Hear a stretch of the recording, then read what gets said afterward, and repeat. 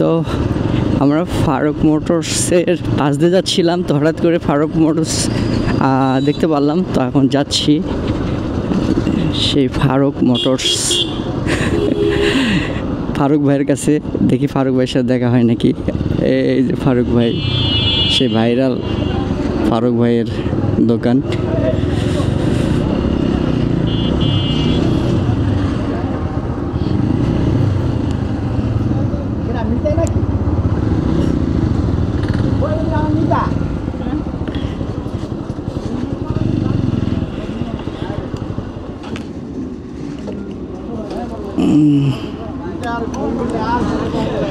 আহেন,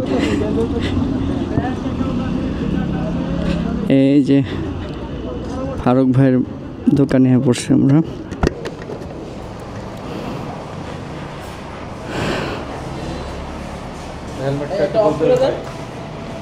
অফ আছে ভাই।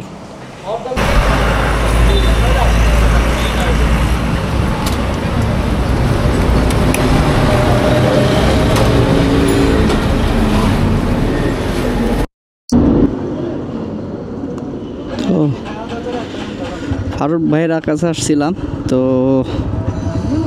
ওনার যে ব্যবহার, খুব বাজে ব্যবহার। আমরা তো গোপ্রো নিয়ে আসছিলাম, ক্যামেরা দেখা খুব দুর্ব্যবহার করছে। এই যে ওনার ব্যবহার এত খারাপ, ওনারা যে ভিডিওর ভিতরে একরকম, সামনে আসলে আরেক রকম ওনার রূপ।